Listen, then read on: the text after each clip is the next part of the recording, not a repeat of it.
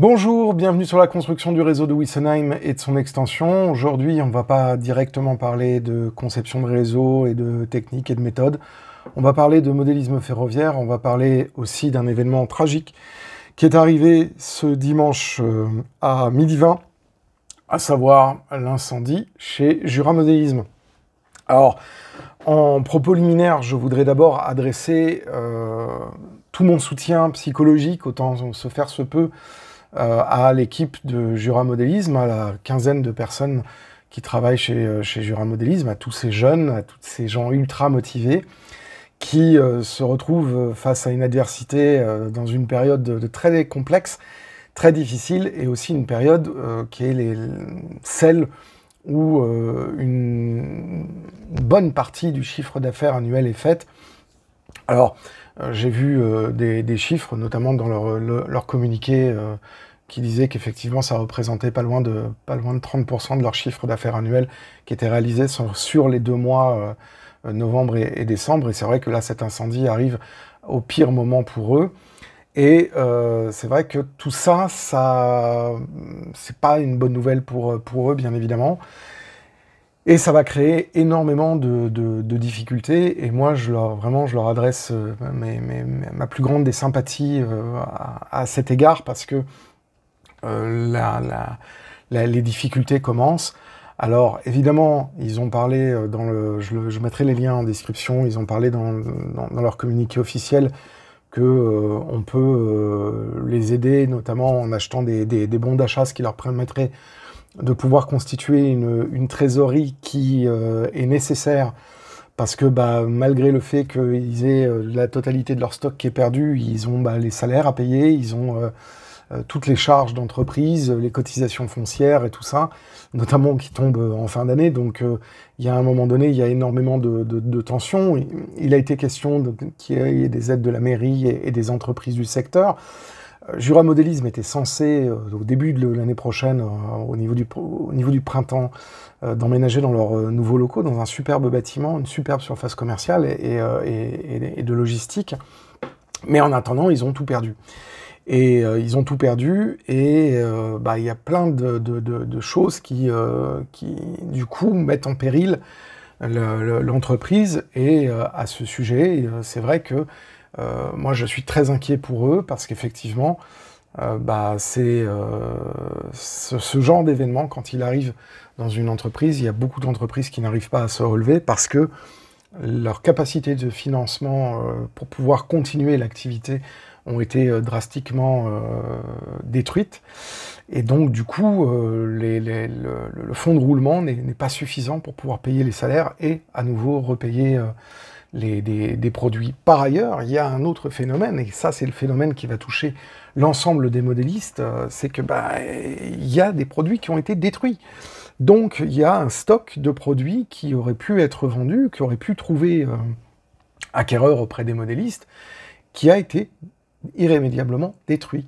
Et il y a une conséquence fondamentale à ça, c'est que on est dans un secteur qui fonctionne particulièrement en flux tendu, et donc ce qui est produit par un fabricant correspond à un volume prévisionnel sur une année en cours, et qu'une fois qu'il a livré tous ses détaillants, il est à poil, le fabricant. Il a récupéré l'argent pour pouvoir engager de nouveaux projets pour une nouvelle année calendaire, mais son stock est quasiment réduit à peau de chagrin. Et donc, du coup, un détaillant qui viendrait demander ou refaire une commande en urgence, c'est pas dit qu'il trouve la possibilité de pouvoir être livré dans des délais raisonnables. Par ailleurs, vous savez qu'on est aussi dans l'univers de la petite série, le tirage des wagons, des voitures, ça voisine aux alentours de 1000, 2000, 2500 exemplaires. Parfois, il y a certaines séries qui sont attirées à 5000, mais globalement, il y a quand même des tirages qui sont restreints. Et donc, la destruction soudaine d'un stock aussi important que celui de Jura Modélisme va avoir des répercussions et des répliques chez l'ensemble des autres détaillants du secteur, parce que ces références qui ont été détruites ne trouveront pas acquéreurs, Et donc les gens qui ont besoin de ces produits vont aller effectivement chez les autres détaillants. Alors vous allez me dire, oui, les autres détaillants, ils vont être contents. Mais sauf que les autres détaillants, ils vont peut-être pas forcément avoir les stocks. Et du coup, on va se retrouver avec des phénomènes de pénurie. Et quand il y a des phénomènes de pénurie, il y a des phénomènes inflationnistes qui viennent renforcer l'inflation actuelle. Donc on va avoir une augmentation des prix et une raréfaction de certaines références parce qu'il y a eu une destruction massive et soudaine d'un certain nombre de stocks, et pas uniquement que sur du matériel roulant ou sur des choses qui pourraient être, je dirais, avec un fort turnover, mais aussi toute une série de petits produits annexes, les éclisses, les bandages d'adhérence, les gommes, les burettes de lubrification, enfin toutes ces petites choses-là qui sont ce qu'on appelle des fonds de panier, des stocks qui se constituent au fur et à mesure. Il y a aussi tout le SAV de Jura Modélisme qui avait fait un trésor de guerre de pièces détachées pour pallier notamment à la défaillance de certains fabricants. Tout ça, ça va rendre les choses beaucoup plus difficiles, beaucoup plus hasardeuses. Et effectivement, ça met l'ensemble du secteur dans un stress, dans une période qui n'est pas forcément super facile.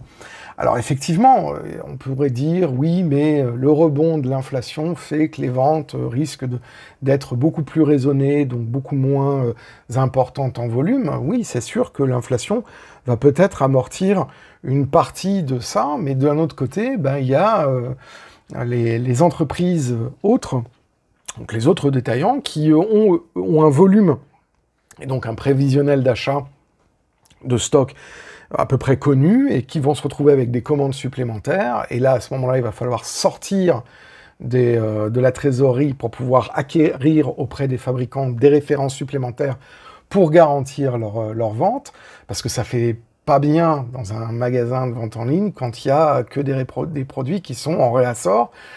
S'il y a trop de réassorts dans une boutique, les gens, en règle générale, partent sur les autres boutiques où il y a plus de stock. Donc ça, c'est un problème qui va aussi toucher les autres détaillants, parce que eux-mêmes vont devoir absorber, en fait, les 200 à 250 commandes journalières de Jura Modélisme. Alors vous allez me dire, oui, mais pour eux, d'une certaine manière, c'est plutôt positif parce que ça va leur faire un surplus de chiffre d'affaires.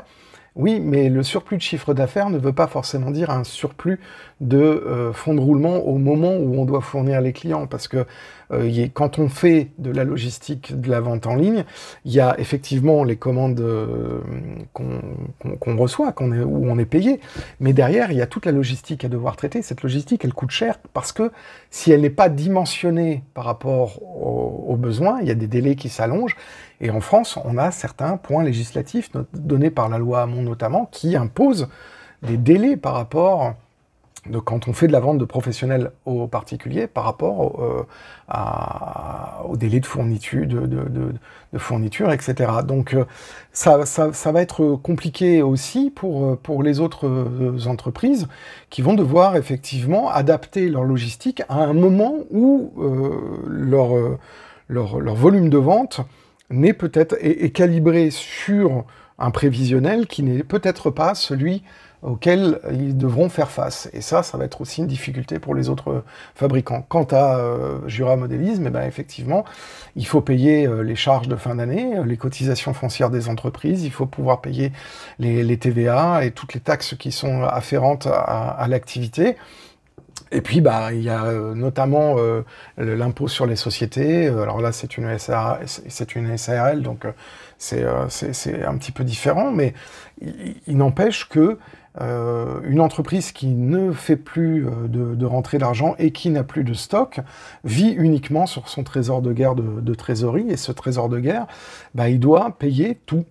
Et à un moment donné, c'est très très très très dangereux, parce que si effectivement la trésorerie de l'entreprise est juste suffisante pour pouvoir renouveler les stocks et faire des ventes, et payer les employés, eh ben, s'il n'y a pas ce turnover-là, cet équilibre qui est quand même très fragile, eh ben, il y a des risques de cessation de paiement, de mise en liquidation de l'entreprise, de licenciement, tout ça dans une période très très difficile. Alors bien évidemment, je n'espère pas ça, j'espère qu'ils s'en sortiront, j'espère aussi, mais bon, je ne suis pas dans leur comptabilité, donc je ne peux pas le dire, mais j'espère qu'ils ont les reins suffisamment solides pour pouvoir justement rebondir. Mais c'est vrai qu'en règle générale, les entreprises qui subissent ce genre de sinistre arrivent très très difficilement à s'en sortir et à rebondir sans un effort colossal et un trésor de guerre très important en termes de trésorerie qui leur permettent de pouvoir justement amortir le système. Alors maintenant, ils ne vont pas être en capacité de pouvoir reconstituer un stock d'ici la fin de l'année, ça c'est une certitude, et eux-mêmes l'ont annoncé d'ailleurs sur leur site internet. Ils ne vont pas être en capacité non plus de reconstituer un stock aussi important que ce qu'ils avaient avant au moins 1 an et demi, 2 ans, parce que les fabricants, encore une fois, fabriquent sur des tirages qui, eux, sont des tirages d'estimation, et bah, quand le produit est vendu, ils n'ont plus la référence. Je vous donne un exemple. Nord fait des portails de tunnels en styroforme, hein, et puis bah, au début de l'année, ils ont dit, bah, nous, on va faire 1000 tirages, donc ils ont fait 1000 tirages, et au mois de juin, ils ont été dévalisés.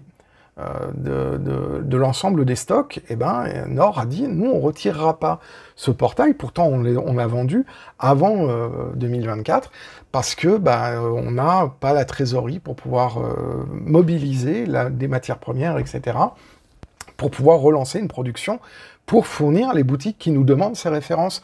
Et donc, effectivement, quand un gros stock comme ça brûle, eh ben, il va y avoir des tensions sur la totalité des références, que ce soit les références drapeaux, donc les locomotives, les wagons, etc., mais aussi sur toute la série de petites références de fond de panier. Et ça, c'est des stocks qui sont très, très difficiles à constituer.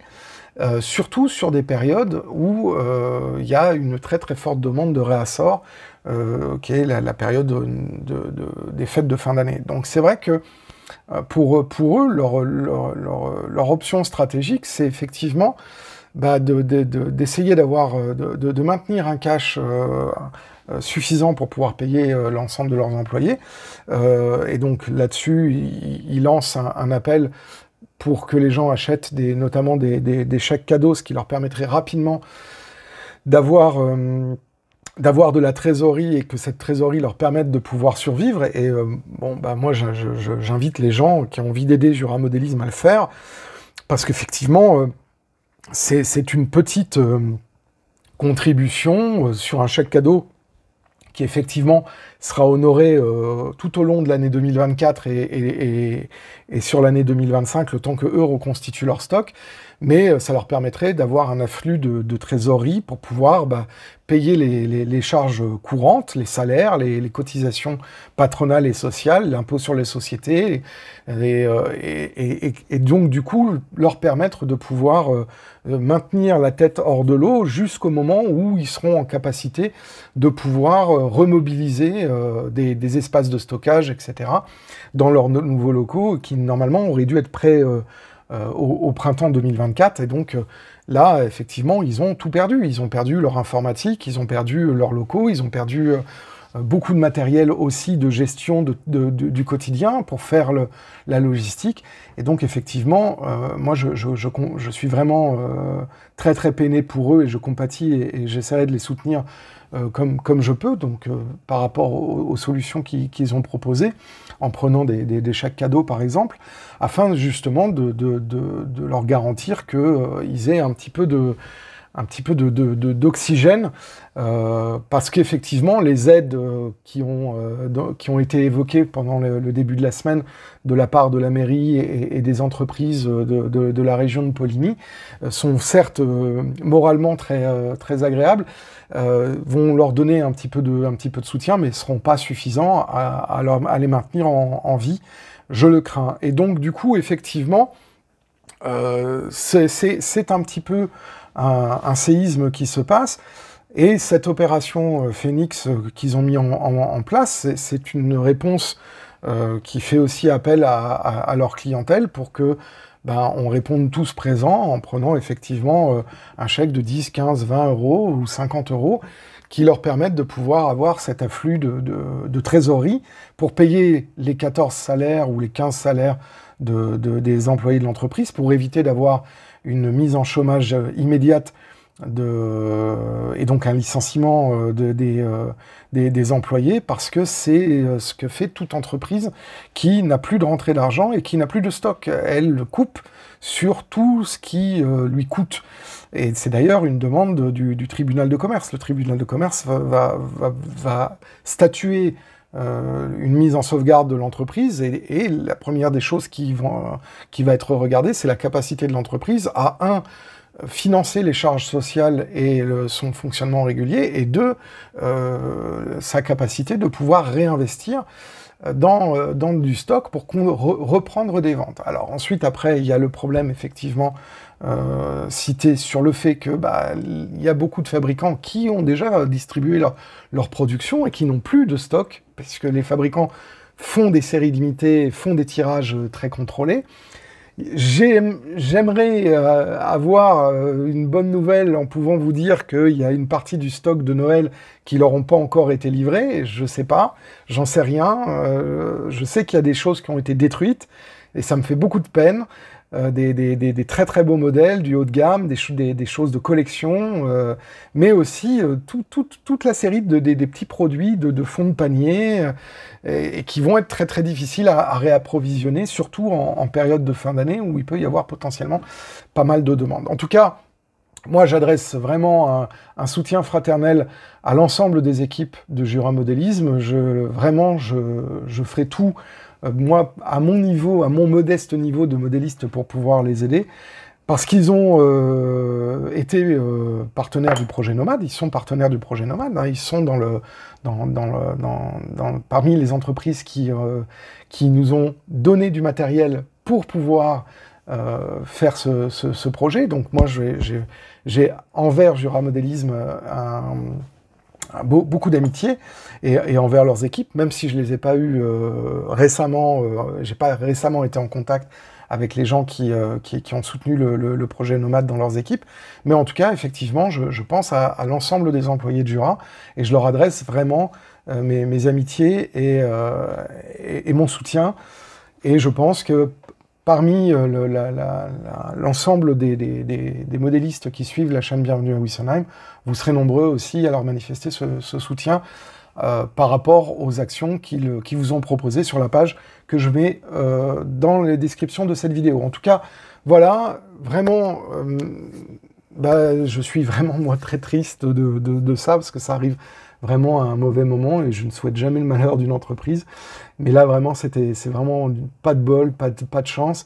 J'espère vraiment du fond du cœur que Jura réussira à ressortir de ses cendres, comme le phénix, à renaître, et à nous reproposer effectivement un ensemble d'activités dans le modélisme ferroviaire, et pas que, dans les prochains mois, et le plus rapidement, je l'espère pour eux, pour justement éviter des perspectives sombres. Voilà, en tout cas, merci d'avoir regardé cette vidéo. N'hésitez pas à laisser des messages dans l'espace commentaire. N'hésitez pas non plus à soutenir Jura Modélisme. N'hésitez pas à vous abonner à la chaîne si ce n'est pas déjà fait. Un grand merci aussi à toutes les personnes qui font des donations sur Tipeee. Un grand merci aussi à toutes les personnes qui font des remarques, qui s'abonnent, qui mettent des pouces vers le haut. Moi, je vous dis à très bientôt pour la suite de la construction du réseau de Wessenheim et de son extension. D'ici là, portez-vous bien, prenez soin de vous, faites attention à vos installations électriques, et si vous en avez l'occasion, faites du train. Ciao!